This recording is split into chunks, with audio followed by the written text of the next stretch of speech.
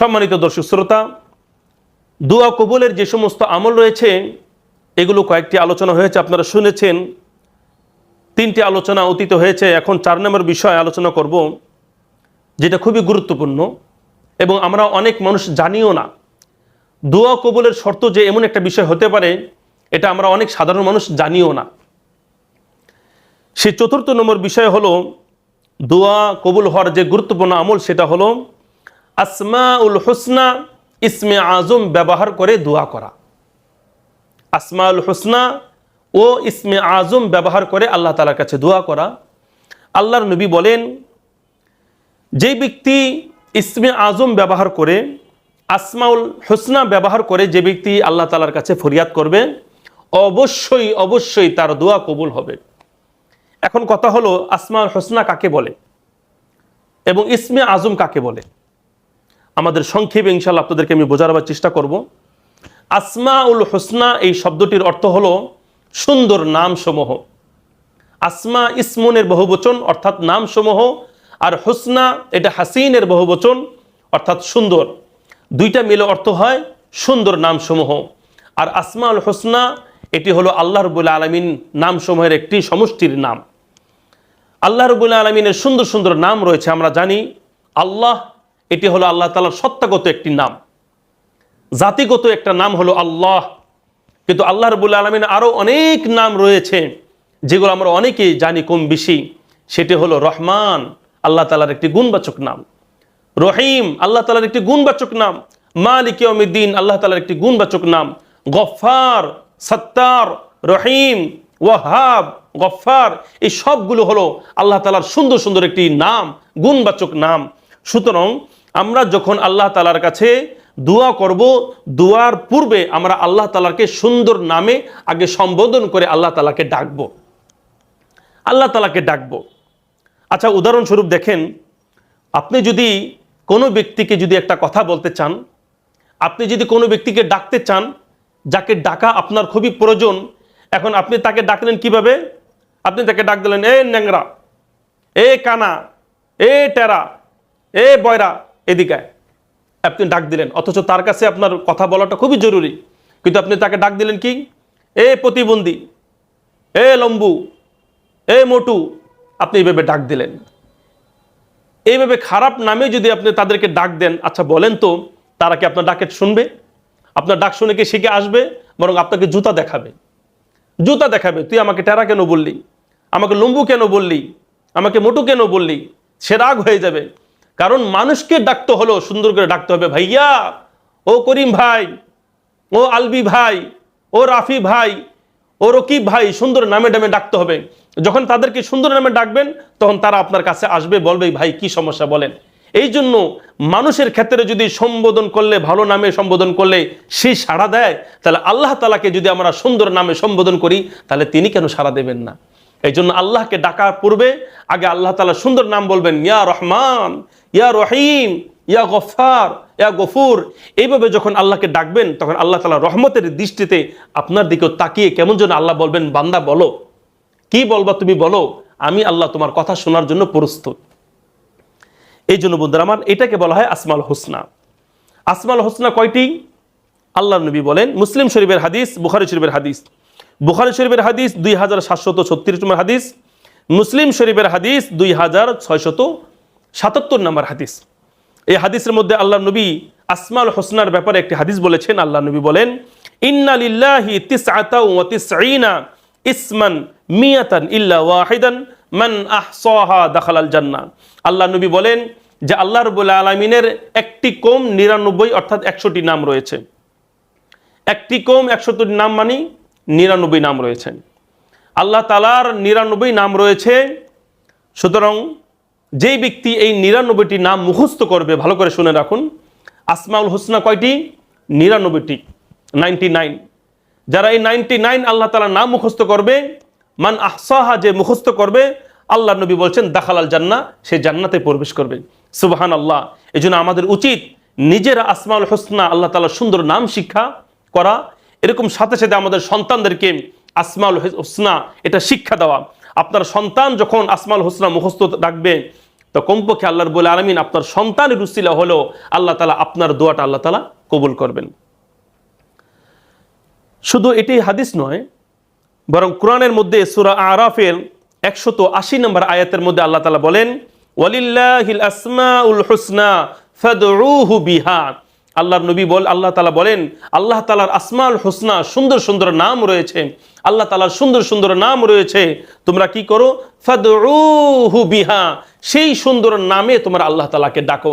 আমরা ফজরের পরে তো আমরা হাসর তিলাওয়াত করি, তখন তো বলি আমরা ইউসাব্বিহু লাহু মা ফিস সামাওয়াতি মা ফিল আরদ, আমরা বলি হুয়াল্লাহুল খালিকুল বারিউল মুসাউবিরু লাহুল আসমাউল হুসনা। আমরা তো সকালবেলা যখন সূরা হাসরের আমল করো তো যখন আমরা বলি আসমাউল হুসনা, এটাই হলো সেই আসমাউল হুসনা, যে আসমাউল হুসনার মাধ্যমে দোয়া কবুল করানো সম্ভব হয়।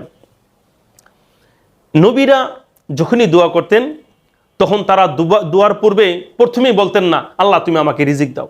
আমরা কি করি? আমরা যখন আল্লাহ তাআলার কাছে দোয়া করি প্রথমেই আমাদের চাহিদাটা আল্লাহ তাআলার কাছে তুলে ধরি।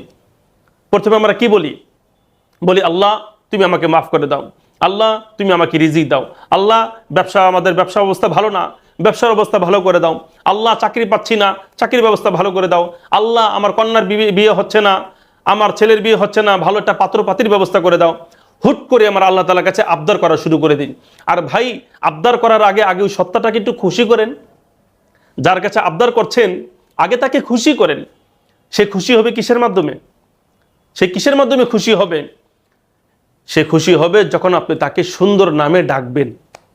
যখন তাকে সুন্দর নামে ডাকবেন তখন আল্লাহ তাআলা খুশি হয়ে যাবেন। এই জন্য আল্লাহ তাআলা বলেছেন যে আল্লাহর সুন্দর নাম রয়েছে, যখন আল্লাহকে ডাকতে মন চায় তোমরা সেই নামে ডাকো, সেই নামে ডাকো। আর প্রত্যেকটা নবী তারা এই আমল করেছেন, এই আসমাউল হুসনার উপর আমল করেছেন। তারা যখনই দোয়া করতেন তখনই তারা আল্লাহ তাআলার কাছে আল্লাহ তাআলাকে ডাকতেন ইয়া রহমান, ইয়া রহিম, ডাকতেন ইয়া গফার, ডাকতেন ইয়া সত্তার, ডাকতেন ইয়া গফারুর গফুর, ডাকতেন ইয়া রহমানুর রহিম, ডাকতেন ইয়া আরহামুর রাহিমিন। এই জন্য বন্ধুরা আমার, রিজিকের অভাব যখন থাকে তখন আল্লাহ তাআলার কাছে বলবেন ইয়া রাজ্জাক, ইয়া রাজ্জাক, আল্লাহ আপনার রিজিকের অভাব দূর করে দিবেন। আপনি যখন হাদিয়া পেতে চান, কারো হাদিয়া পেতে চান, আপনি বলবেন ইয়া ওয়াহাব, ইয়া ওয়াহাব, ইয়া ওয়াহাব। আপনি এইভাবে যখন আল্লাহ তাআলাকে ডাকবেন আল্লাহ আপনার সুন্দর সুন্দর হাদিয়ার ব্যবস্থা করে দেবেন, গিফটের ব্যবস্থা করে দেবেন। আপনি যখন নিজের গুনাহ ক্ষমা করাতে চান আপনি বলবেন ইয়া গফফার, ইয়া গফফার। আপনি যখন আল্লাহকে ইয়া গফফার বলে ডাকবেন আল্লাহ রাব্বুল আলামিন আপনার গুনাহসমূহ মাফ করে দেবেন। আপনি যখন আল্লাহ তাআলাকে বলবেন ইয়া শাফি, ইয়া শাফি, তখন এই নামে ডাকার কারণে আল্লাহ আপনাকে রোগ থেকে মুক্তি দান করে দেবেন, আপনাকে সুস্থ করে দেবেন। আপনি যখন ডাকবেন ইয়া হাফিজ, ইয়া হাফিজ, আল্লাহকে যখন ইয়া হাফিজ বলে ডাকবেন তখন আল্লাহ রাব্বুল আলামিন নিজে আপনার জন্য নিরাপত্তাকারী হয়ে যাবেন। আল্লাহ তাআলা আপনাকে নিরাপত্তা দান করবেন। আপনি যখন দয়া চাইবেন আল্লাহ তাআলার কাছে, আপনি যখন আল্লাহ তাআলার অনুগ্রহ চাইবেন তখন আপনি আল্লাহ তাআলাকে ডাকবেন ইয়া রহমান, ইয়া রহমান, ইয়া রহমান। এইভাবে যখন আপনারা সুন্দর নামে নামে আল্লাহ তাআলাকে ডাকবেন, যেই যেই শব্দ দিয়ে আল্লাহ তাআলাকে ডাকবেন সেই সেই শব্দের মধ্যে যে শব্দটা লুকানো আছে সেই সমাধান আল্লাহ তাআলা আপনাকে করে দেবেন। এই জন্য বন্ধুরা আমার, দোয়া কবুলের ৪র্থ নম্বর যে শর্ত সেটা কি বলেন তো? সেটা হলো আসমাউল হুসনা। আসমাউল হুসনা, আমরা যখন এই আসমাউল হুসনা ব্যবহার করে যখন আল্লাহ তাআলাকে ডাকবো তখন আল্লাহ রাব্বুল আলামিন আপনার আমার ডাকে অবশ্যই সাড়া দিবেন। এটা আল্লাহ রাব্বুল আলামিন কুরআন ও হাদিস দিয়ে আল্লাহ রাব্বুল আলামিন আমাদেরকে 100% গ্যারান্টি দিচ্ছেন। আল্লাহ তাআলা বলছেন তোমরা যদি ডাকতে চাও আসমাউল হুসনা নামে ডাকো। আল্লাহ নবী বলছেন যখন তোমরা আল্লাহকে ডাকতে চাও আসমাউল হুসনার মাধ্যমে ডাকো। আমরা যখন আসমাউল হুসনার মাধ্যমে ডাকবো আল্লাহ আমাদেরকে ডাকে সাড়া দেবেন, আমাদের কথাগুলি শুনবেন। যখন আমাদের কথাগুলি শুনবেন তখন আল্লাহ রাব্বুল আলামিন সেই কথা শ্রবণ করার পরে আমাদেরকে আল্লাহ রাব্বুল আলামিন সমস্ত আপদ বিপদ বালা মুসিবত থেকে মুক্তি দান করে দেবেন। আরেকটি হলো ইসমে আজম। আপনাদেরকে আগে বলেছিলাম দোয়া কবুলের ৪র্থ নম্বর যে আমল সেটা হলো আসমাউল হুসনা এবং ইসমে আজম ব্যবহার করা। আসমাউল হুসনা কাকে বলে সেটা শুনলেন, সেটার গুরুত্ব বুঝলেন। এখন আসেন ইসমে আজম কাকে বলেন। ইসমে আজম মানে হলো, শাব্দিক অর্থ হলো ইসম মানে নাম, আর আজম মানে হলো অনেক বড়। তা ইসমে আজম শব্দ বলা হয় অনেক বড় নাম, এটা হলো শাব্দিক অর্থ। আমরা যখন দোয়া করব তখন দোয়ার পূর্বে অথবা দোয়ার মাঝে কেন আমরা ইসমে আজম ব্যবহার করব? ভালো করে শুনে রাখেন। ইবনে মাজা শরীফের 3856 নম্বর হাদিস, 3856 নম্বর হাদিস, হাদিসটি সহি, কেউ কেউ বলেছেন হাসান। ইবনে মাজা শরীফের হাদিস। আল্লাহর নবী বলেন, ইসমুল্লাহিল আযামি আল্লাযী দুইয়া বিহি আজাবা আজাবা ওয়া ইযা সুইলা বিহি আ'তা ফি সালাসাতি সুওয়ারিম মিনাল কুরআনি ফিল বাকারাহ ওয়াল ইমরান ওয়া তাহা। আল্লাহ নবী বলেন যে আল্লাহ রাব্বুল আলামিন ইসমে আজম আছে, ইসমে আজমের মাধ্যমে ইদা দুইয়া বিহি, কোন বান্দা যখন ইসমে আজমের মাধ্যমে আল্লাহ তাআলার কাছে দোয়া করবে, দুইয়া বিহি, দোয়া যখন করবে, দোয়ার পূর্বে অথবা দোয়ার মাঝে অথবা দোয়ার শেষে বান্দা যখন ইসমে আজম ব্যবহার করবে, আল্লাহ নবী বলছেন আজাবা, আল্লাহ অবশ্যই তার দোয়া কবুল করবেন। ওয়া ইদা সুইলা বিহি, কেউ যদি ইসমে আজম ব্যবহার করে আল্লাহ তাআলার কাছে কিছু চায়, আল্লাহ তাআলার নবী বলছেন আ'তা, আল্লাহ তাকে দান করবেন। এখন প্রশ্ন হলো, ইসমে আজম কাকে বলে? ইসমে আজম পাবো কোথায়? এই সমাধান আল্লাহ নবী দিয়েছেন। ইসমে আজম এটা 3 সূরার মধ্যে পাওয়া যায়। সূরা বাকারা, আয়াতুল কুরসির মধ্যে। আমরা সবাই জানি আয়াতুল কুরসি খুবই গুরুত্বপূর্ণ একটি সূরার একটি অংশ। আমরা সবাই জানি আয়াতুল কুরসির ফজিলত কত বেশি, ইনশাআল্লাহ একদিন হয়তো বিস্তারিত বর্ণনা করব। এই আয়াতুল কুরসির মধ্যে একটা বাক্য আছে, আল্লাহু লা ইলাহা ইল্লা হুয়াল হাইয়ুল কাইয়্যুম। এই আল হাইয়ুল কাইয়্যুম হলো ইসমে আজম। কারণ ইসমে আজমের গুরুত্ব বুঝলেন, শুনলেন, এখন ইসমে আজম কোনটা, কোন শব্দ ইসমে আজম, সেটা তো জানতে হবে। আর সেটা আল্লাহ রাব্বুল আলামিন দিয়েছেন সূরা বাকারার আয়াতুল কুরসির মধ্যে, আল হাইয়ুল কাইয়্যুম। এই আল হাইয়ুল কাইয়্যুম হলো ইসমে আজম। আরেকটি হলো আল ইমরানের মধ্যে, সূরা আল ইমরানের মধ্যে, সূরা আল ইমরানের 1 এবং 2 নম্বর আয়াতের মধ্যে ইসমে আজম লুকানো আছে। আল্লাহ রাব্বুল আলামিন বলেন, আল্লাহু লা ইলাহা ইল্লা হুয়াল হাইয়ুল কাইয়্যুম। এই আয়াতের মধ্যে দেখেন আল হাইয়ুল কাইয়্যুম ইসমে আজম আছে। এরকম ভাবে সূরা তাহার মধ্যে 8 নম্বর আয়াতের মধ্যে আল্লাহ বলেন, আল্লাহু লা ইলাহা ইল্লা হুয়া লাহুল আসমাউল হুসনা। আর এই আসমাউল হুসনা এটা হলো ইসমে আজম। তাহলে আল্লাহর নবী বললেন যে ইসমে আজমের মাধ্যমে কেউ যদি দোয়া করে তাহলে তার দোয়া কবুল হয়। আর সেটা কোথায় আছে? বাকারার আয়াতুল কুরসির মধ্যে, সূরা আল ইমরানের 1 এবং 2 নম্বর আয়াতের মধ্যে, আর সূরা তাহার 8 নম্বর আয়াতের মধ্যে। আর সেই শব্দটা কি? সেই শব্দটি হলো আল হাইয়ুল কাইয়্যুম। আল হাইয়ুল কাইয়্যুম। হাদিসের মধ্যে আছে, বদরের যুদ্ধে আল্লাহর নবী যখন যুদ্ধ শুরু করবেন, সেই শুরুর পূর্বে আল্লাহর নবী সিজদায় পড়ে গেলেন। সিজদায় পড়ে গিয়ে তিনি যেই দোয়াটা করেছিলেন সেটা কোনো সাধারণ দোয়া ছিল না, বরং সেটা ছিল ইসমে আজম। আল্লাহর নবী বলেছিলেন দোয়ার মধ্যে, ইয়া হাইয়ু ইয়া কাইয়্যুম বিরহমাতিকা আস্তাগীথ, ইয়া হাইয়ু ইয়া কাইয়্যুম বিরহমাতিকা আস্তাগীথ। সুতরাং এই দোয়া থেকে আমরা এটাই শিক্ষা পেতে পারি, যদি কোনো ব্যক্তি বিপদ আপদে ইসমে আজম অর্থাৎ আল হাইয়ুল কাইয়্যুম অথবা ইয়া হাইয়ু অথবা ইয়া কাইয়্যুম এই শব্দ দুইটা ব্যবহার করে যদি কেউ দোয়া করে, আল্লাহ রাব্বুল আলামিন তার দোয়া অবশ্যই কবুল করবেন। ইবনুল কাইয়্যিম তিনি বলেছেন, ইবনুল কাইয়্যিম তিনি বলেন ইসমে আজম হলো কয়েকটি।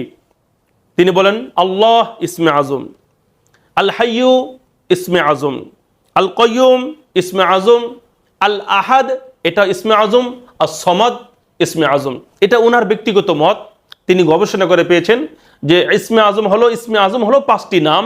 সুতরাং যে কোনো ব্যক্তি বলতে পারে আল্লাহুস সামাদ, কেউ বলতে পারে ইয়া সমাদ ইয়া সমাদ, কেউ বলতে পারে ইয়া আহাদ ইয়া আহাদ। সুতরাং এইগুলো সব ইসমে আজমের অন্তর্ভুক্ত হবে। এই জন্য বন্ধুরা আমার, কেউ কেউ বলেছেন ইয়া হালিমু ইয়া আলিমু ইয়া আলিয়ু ইয়া আজিমু, এই শব্দগুলো ইসমে আজম। সুতরাং দোয়া যদি কবুল করাতে চাই, আমরা যদি চাই যে আল্লাহ আমাদের দোয়া কবুল করুক, তাহলে দোয়ার পূর্বে, দোয়ার মাঝে এবং দোয়ার শেষে ইসমে আজম ব্যবহার করতে হবে, আসমাউল হুসনা ব্যবহার করতে হবে। আসমাউল হুসনা হলো আল্লাহ রাব্বুল আলামিনের সুন্দর সুন্দর 99টি নাম, আর ইসমে আজম হলো ইয়া হাইয়ু ইয়া কাইয়্যুম, এই ধরনের যে সমস্ত নাম কিছুক্ষণ আগে বললাম সেগুলো হলো ইসমে আজম। আল্লাহ রাব্বুল আলামিন আমাদের সকলকে দোয়া কবুল করানোর ক্ষেত্রে এই ইসমে আজম আমলটি আমল করা তৌফিক দান করুক। ওমা তৌফিক ইল্লা বিল্লাহ।